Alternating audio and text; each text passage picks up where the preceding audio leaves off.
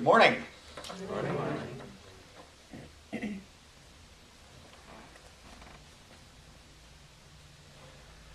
So how do we, as people of faith, reconcile these realities? The profound good, the strength, the tenacity, the compassion and love that can flow from all of our faiths, operating alongside those who seek to hijack religion for their own murderous ends. Humanity has been grappling with these questions throughout human history. And lest we get on our high horse and think that this is unique to some other place, remember that during the Crusades and the Inquisition, people committed terrible deeds in the name of Christ. In our home country, slavery and Jim Crow all too often was justified in the name of Christ. Michelle and I returned from India, an incredible, beautiful country full of magnificent diversity, but a place where in past years religious faiths of all types have on occasion been targeted by other peoples of faith simply due to their heritage and their beliefs. Acts of intolerance that it would shock Gandhiji, the person who helped liberate the nation. These are the words of President Barack Obama at the National Prayer Breakfast on February 5th, 2015. And as I'm sure you're aware, these words uttered by the President at the breakfast set off a political firestorm. And it's really too bad that politics became involved, because the topic of how religion is used to justify violent behavior really merits serious discussion. In recent years, there have been a series of events that have brought this issue to the forefront. Just to name a few. The actions of the so-called Islamic State, ISIS, seeking to establish a caliphate in Iraq and Syria through warfare and the killing of innocent civilians, and then their efforts to justify these murderous acts with reference to the Quran. The recent murder of 3 Muslims in North Carolina by an individual who has been described, at least in some news accounts, as an atheist. Countless attacks on Muslims in the United States since 9/11, often by persons who would identify themselves as Christians. Attacks on Jews in Denmark and the Charlie Hebdo slayings in France. And even while we think of Buddhism as an inherently non-violent religion, in recent years there have been violent clashes in Sri Lanka between Buddhists and Muslims, with some of the violence being initiated by the Buddhists. And then, of course, we must remember that Mahatma, the great soul Gandhi, was killed by a Hindu extremist in the aftermath of the extensive sectarian violence in India following independence and partition. All of these acts of violence had religious overtones. As President Obama correctly noted, historically, Christianity and Judaism have not themselves been immune from acts of religiously motivated violence. Part of the history of Christianity, the religion of the Prince of Peace, involves organized acts of violence, including the Crusades and the Inquisition. In more recent centuries, the Bible, both the Hebrew and the Christian scriptures, have been used to justify slavery and the murder of the native inhabitants of this hemisphere in both North and South America, who would not abandon their traditional religion and convert. Yes, and in many of the ancient texts of the Hebrew scriptures, Yahweh admonishes his chosen people to exterminate the inhabitants of Canaan so that they could be taken over as their promised land. Now, I would suggest that the question is to determine whether religion motivates the acts of violence, or whether religion is used as an after-the-fact justification for the violence carried out for other reasons. A close examination of the historical record suggests that the answer to this question is not clear. As it often is, the starting point is to consider first what is meant by religion in this context. I'm not sure we'll have any monsters here, but... Or to put it another way, is it always possible to separate religion from politics or other so-called secular endeavors? Probably the best recent treatment of this issue is offered by Karen Armstrong in her recent book, Fields of Blood, Religion and the History of Violence. The article that we read from was an article in The Guardian that was excerpted from that. In this book, Armstrong argues that the separation of life into religious and secular spheres is a modern, mostly Western construct. She says, "We now take the secular state so much for granted that it is hard for us to appreciate its novelty. Since before the modern period, there were no secular institutions and no secular states in our sense of the world. Their creation required the development of an entirely different understanding of religion, one that was unique to the modern West. Prior to the 17th century, Armstrong argues, religion was not a separate activity sealed off, quote, hermetically from other human undertakings, such as economics, state building, politics, and warfare. The idea of religion as a purely private activity having nothing to do with public conduct is an artifact of the Protestant Reformation. Prior to the modern era, religious observance and practice were part and parcel of political and community life. The rulers were seen to have received their mandate to rule from God or the gods, and in fact, kings and rulers were often seen as divine, either during their lifetime or certainly after their deaths. Success or failure in war was often seen as the triumph of one group's God over another. My God's better than your God, sort of thing. While religious elements were involved, most of the wars also had political or economic causes. In particular, Armstrong suggests that as traditional hunter-gatherer cultures settled down and developed into the agrarian city-states, those new political entities were able to accumulate enough wealth to look beyond their day-to-day survival and pursue larger geopolitical ambitions, often through the use of military power. To be sure, there were wars with significant religious aspects. Much of the history of the expansion of Islam within and beyond the Arabian Peninsula in the 6th and 7th centuries was achieved through warfare. And the Christian Crusades, seeking to, quote, take back the Holy Land from the Muslims, were also wars with an explicitly religious basis. Again, these wars were not waged solely for the purpose of achieving religious goals. There was a political and empire-building aspect for it. For example, in its day, the Islamic Empire was one of the largest in the world. But as noted, Armstrong then argued there was a significant change with the Protestant Reformation in the 16th century. The Roman Catholic Church lost its hegemony over religious life in Western Europe, and religion became focused much more on issues of correct doctrine and personal piety rather than correct sacramental practice and loyalty to the Roman Church. In the wake of the Reformation, there was an extended period of violent turmoil in Europe, including numerous wars. But even these so-called religious wars of the 16th and 17th centuries had as much to do with political concerns as with religion. This was a period where the kings and princes of Europe were seeking to throw off the domination of the so-called Holy Roman Empire, which one wag observed was neither holy, nor Roman, nor an empire. Armstrong points out that the warring sides of these conflicts did not even break down on a strictly sectarian basis. Often Catholic princes fought other Catholic princes, both supported by Protestants, on both sides.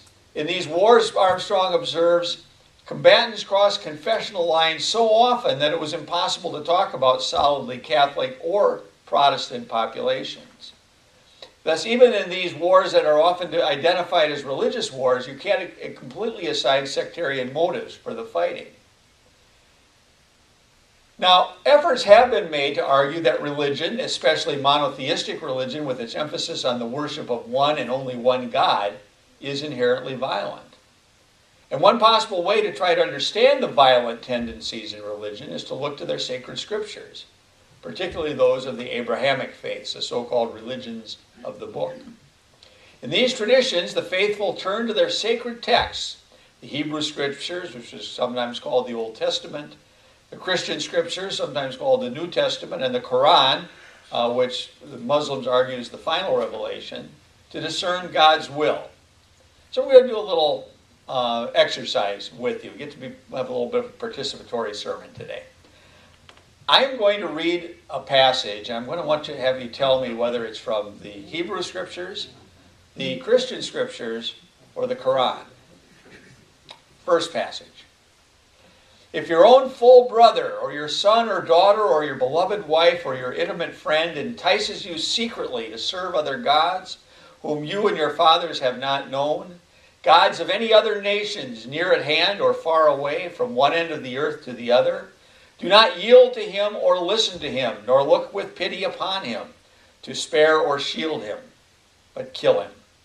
Your hand should be first raised to slay him. The rest of the people shall join in with you. Where is this from? Deuteronomy 13, 7 through 12. Think not that I am come to send peace on earth. I came not to send peace, but a sword. For I am come to set a man at variance with his father, and a daughter against her mother, and the daughter-in-law against her mother-in-law, and a man's foes shall be they of his own household. New Testament. From Matthew. And when we wish to destroy a town, we send our commandment to the people who lead easy lives, but they transgress therein. Thus the word proves true against it, so we destroy it with utter destruction. That's the Quran. Everyone who would not seek God was to be put to death, whether small or great, whether man or woman. Where's that from? That's 2 Chronicles. I will cast terror into the hearts of those who disbelieve. Therefore strike off their heads and strike off every fingertip of them. That's the Quran. If you're interested, if you Google violence in the Quran and the Bible, you'll see a whole list of these. It's just a few from it. Very, very interesting.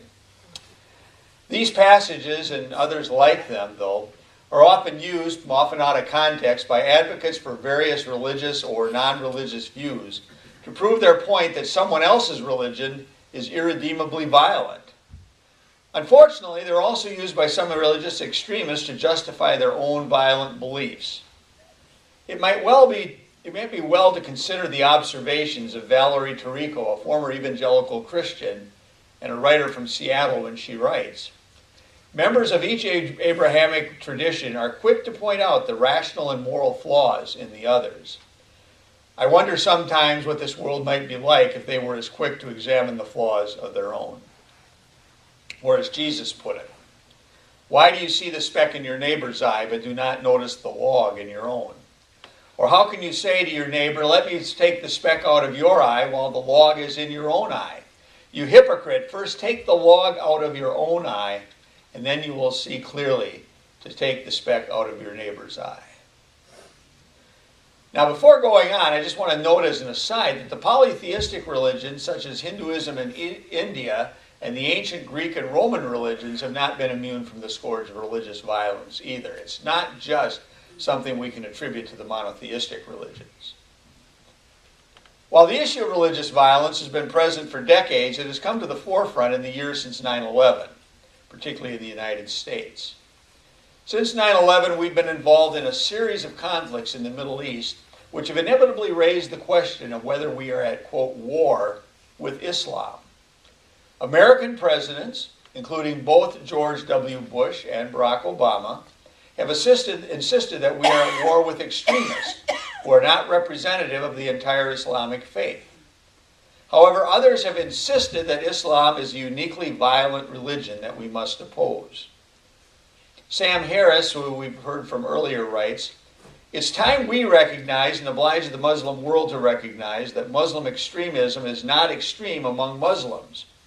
Mainstream Islam itself represents an extremist rejection of intellectual honesty, gender equality, secular politics, and genuine pluralism. The truth about Islam is as politically incorrect as it is testifying. Islam is all fringe and no center. In Islam, we confront a civilization with an arrested history. It is as though a portal in time is opened, and the Christians of the 14th century are pouring into our world. Certainly, the actions of groups like the Taliban, the Islamic State, and others lend support to this view, especially if one listens to their rhetoric and the theological justifications for their violence. Yet others suggest that to blame the violence on the teaching of Islam as a religion is too facile an answer. Reporter David D. Kirkpatrick, writing in the New York Times this past January, argues, quote, "Others, though, insist that the sources of the violence are alienation and resentment, not theology. They argue that the authoritarian rulers of the Arab states who have tried for decades to control Muslim teaching and the application of Islamic law have set off a violent backlash expressed in religious ideals and language. We know that groups like the Islamic State and Al-Qaeda are often at war with oppressive Arab governments as much as with the West. The Islamic State, for example, is pursuing a vision of reestablish a caliphate in the image of early Islam. Is this a religious or a political goal? They can't be neatly separated." Karen Armstrong suggests that we in the West misunderstand what's going on at a more fundamental level. Since the Protestant Reformation and the Enlightenment, we have tried to segment our world into the secular and the sacred. Religion is treated as a purely sacred private pursuit, while politics and government are part of the secular world. And Armstrong argues that this division of sacred and secular is in fact a distinct creation which arose as a result of a particular concatenation, I love that word, concatenation of historical circumstances. We may be mistaken to assume that it would evolve in the same fashion in every culture, in every part of the world. Understanding this distinction, though, is important for a number of reasons. First of all, there are legitimate concerns about Islamic extremists and their ability to destabilize volatile regions of the world and drag the United States into dangerous and bloody conflicts. We need to understand that there are religious dimensions to these wars that we need to consider. But by the same token, a mindless demonizing of various religious faiths, or all religious faith, as violent and dangerous is harmful to our communities. The events I listed at the beginning of these remarks demonstrate a misunderstanding of religion that can itself lead to violence. One of the unique features of our country is that we have succeeded to a significant degree in maintaining a religiously pluralistic society. While there are efforts in some quarters to undermine that pluralism, and even some extremists who wish to impose their views on the rest of us, by and large, Jefferson's wall of separation of church and state continues to serve us well. So returning to the question presented by the topic of this sermon, is religion inherently violent? My answer would be a qualified no. While violent acts are carried out in the name of religion, I find religion often to be more of a pretext than a prime motivator. However, because religion can be such a powerful force in the lives of many people, we must take care that we do not inflame religious passions in the name of promoting secular goals. That is a challenge for people of faith in the modern world, and as Karen Armstrong sums up the challenge, with which I want to clearly conclude these remarks, she says, "Many secular thinkers now regard religion as inherently belligerent and intolerant and an irrational, backward, and violent other to the peaceable and humane liberal state. An attitude with an unfortunate echo of the colonialist view of indigenous peoples as hopelessly primitive, mired in their benighted religious beliefs. There are consequences to our failure to understand that our secularism and its understanding of the role of religion is exceptional. When secularization has been applied by force, it has provoked a fundamentalist reaction. And history shows that fundamentalist movements which come under attack invariably grow more extreme. The fruits of this error are on display across the Middle East. When we look with horror upon the travesty of ISIS, we would be wise to acknowledge that its barbaric violence may be, at least in part, the offspring of policies guided by our disdain." So why don't we take a few minutes